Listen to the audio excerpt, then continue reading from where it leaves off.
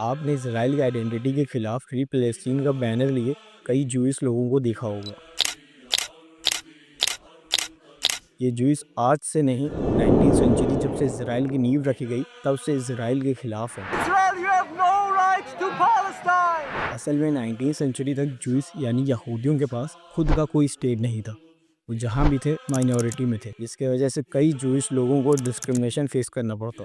और ट्रेडिशनल और Orthodox Judaism के अकॉर्डिंग उनके गॉड ने ही उन्हें एग्जाइल की पनिशमेंट दी थी, जो कि उनके मसीहा के आने पे पूरी होगी। मतलब जूइश लोग खुद ही कंट्री नहीं बना सकते जब तक उनका मसीहा इस दुनिया में ना आ जाए।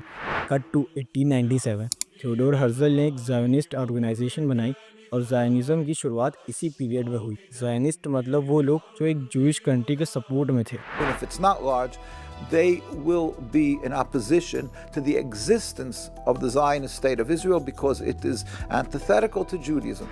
इसी वक्त एक स्लोगन पॉपुलर हुआ, a land without a people for a people without a land. लेकिन इसमें एक प्रॉब्लम थी। जिस लैंड विथआउट अ पीपल की बात करी गई वहाँ ऑलरेडी बहुत लोग थे, पैलेस्टीनियंस। पैलेस्तीन में उस वक्त क्रिश्चियन और मुस्लिम मेजॉरिटी में थे और कुछ जूइश भी थे जो कई सेंचुरी से पीसफुली रह रहे थे। लेकिन ओटोमन एम्पायर के गिरने के बाद ब्रिटिश और मजबूत हो गए, उसका इन्फ्लुएंस बढ़ा। कई क्रिश्चियन ने भी ज़ायनिज़्म को एक्सेप्ट करा, जैसे आज Joe Biden. I did not need to be a Jew to be a Zionist, for I am. Zionist Jewish और ज़ायोनिस्ट क्रिश्चियन के सपोर्ट से फ़लस्तीन में जूइश इमिग्रेशन की शुरुआत हुई। Organized by the Jewish underground in Europe, take their first look at the land they are determined to enter at any cost. और जो लोग कई सेंचुरीज से एक साथ पीसफुली रह रहे थे, ब्रूटैलिटी का शिकार हुए। 1948 फ़लस्तीन का पार्टीशन हुआ और इसराइल की स्थापना हुई। יסוד החלטת עצרת האומות המאוחדות. אנו מכריזים בזאת על הקמת מדינה יהודית בארץ ישראל. लीगल और इलीगल जूइश इमिग्रेशन, फ़लस्तीन में इलीगल लैंड ऑक्यूपेशन, पड़ोसी देशों में इन्वेजन, फ़लस्तीन में वॉर और मास किलिंग और बेहद ही ब्रूटैलिटी और वायलेंस को मिलाया जाए तो आज का इसराइल मिलता है। ऑर्थोडॉक्स जूइश कल भी इसराइल के खिलाफ थे और आज भी इसराइल के खिलाफ हैं।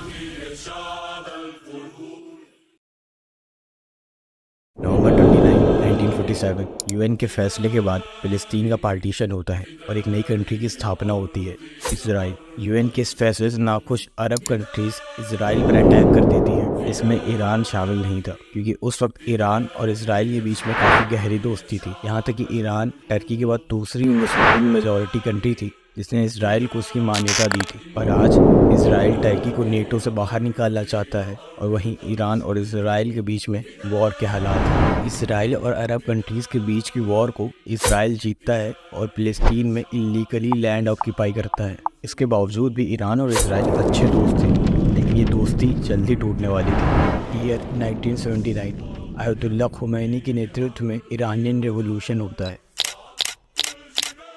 ईरानियन रेवोल्यूशन को इस्लामिक क्रांति का नाम दिया गया, जिसके बाद से ईरान और इसराइल के बीच के संबंध काफ़ी ख़राब हुए। एक दूसरे की कंट्रीज में आने जाने पर पाबंदी लगा दी गई और ईरान में स्थित इसराइल की कौंसुलेट बिल्डिंग दूतावास को फ़लस्तीन को सौंप दिया गया। इस वक्त तक ईरान और इसराइल के बीच के रिलेशन काफ़ी ख़राब हो चुके थे। वहीं दूसरी तरफ लेबनान में सिविल वॉर चल रही थी। 1975 लेबनान में सिविल वॉर की शुरुआत होती है। इस वक्त लेबनान का एक शख्स हसन नसरल्लाह एक शिया हथियार बंदक गुट अमल मूवमेंट को ज्वाइन करता है, जिससे कुछ सालों बाद ये इराक पढ़ाई करने जाता है, जहां इसकी मुलाकात होती है अयतुल्ला खामेनाई से। वक्त के साथ इन दोनों के बीच में दोस्ती बढ़ती है। ये दोस्ती आगे चलकर हिजबुल्लाह और ईरान के बीच में करीबी बढ़ाने वाली थी।